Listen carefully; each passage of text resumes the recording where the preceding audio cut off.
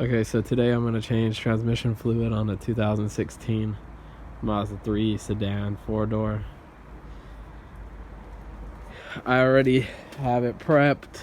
Basically what I did is I came into under the hood, removed two 10mm bolts that hold the airbox in place, and I also removed the clamp.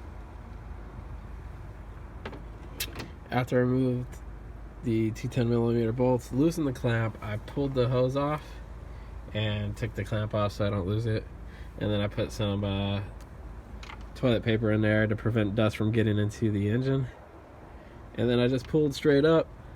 The airbox pops off of these. There's nothing else holding it in place, and then way down there I already removed the bolt. That is the transmission dipstick. After that, I crawled under the car. And so to complete this job, before I go any further, you're gonna need a 10mm socket with an extension of at least, I would say, 4 inches or more, and then a ratchet, and also a Torx 50 bit to remove the drain plug on the transmission. This is what it looks like. It's a T50 Torx 50. And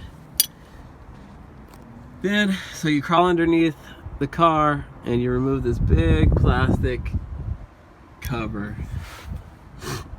All that's holding it in place is 8 10mm bolts that go along the perimeter and some plastic retaining clips.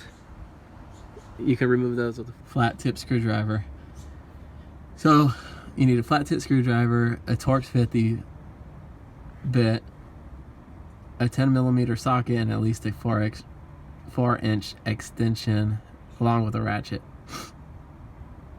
That's practically it. Oh, some jack stands and a jack. You can probably get away with the jack that comes with the car and 2 jack stands. So directly under the car on the driver's side, this is the transmission drain plug right there. It takes a Torx 50 bit, and that's the transmission pan.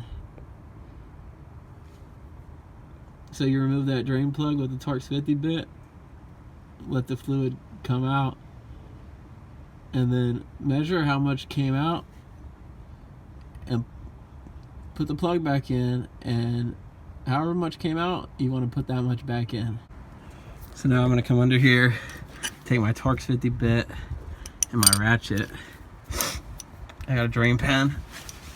I'm going to come here to the driver's side, put the Torx 50 bit in there on the transmission pan, make sure it's going the right way, and crack it open. Then I want to remove the plug and let the fluid drain out.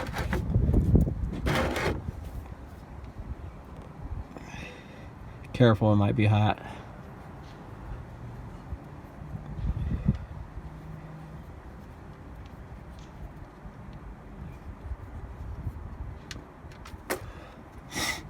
And that is black. They say it's lifetime fluid. This has 100,000 miles on it. Alright, when you're done, you're going to, when it's done draining, you're going to take the transmission bolt, put it back in, and hand tighten it. And as soon as it's snug with your hand, you can't turn it no more, put the Torx 50 bit on there and turn it, and just get a good feel for it. Don't over tighten it, you'll strip the threads. I don't know the exact torque specs, but I'll see if I can look them up and find them. If I do, I'll post them in the description.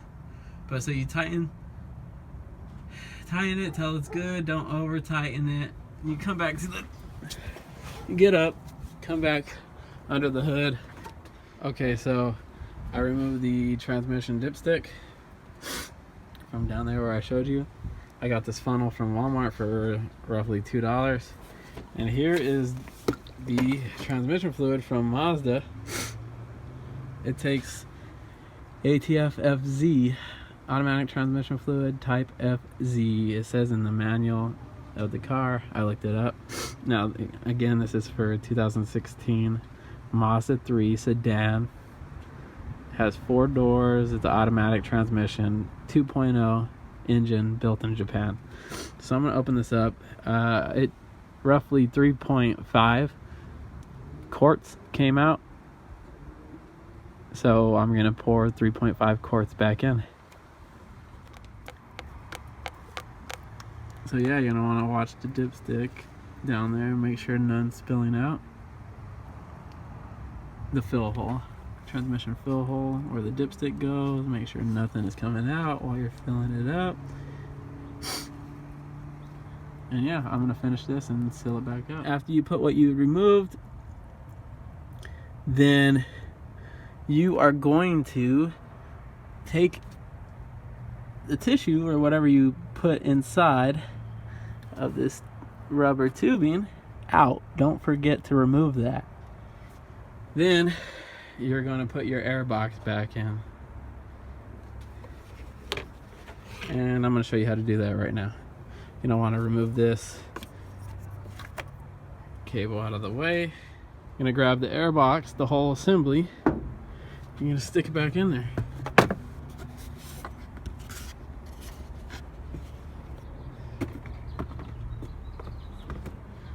I'm going to need 2 hands for this, so I'm going to put it back in and then show you what to do from here.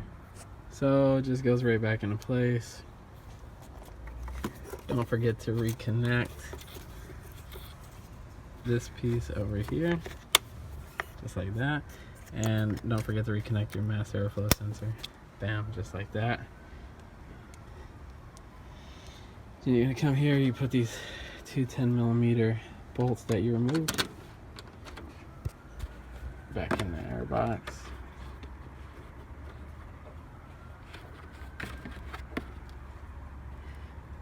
And then tighten those up along with this.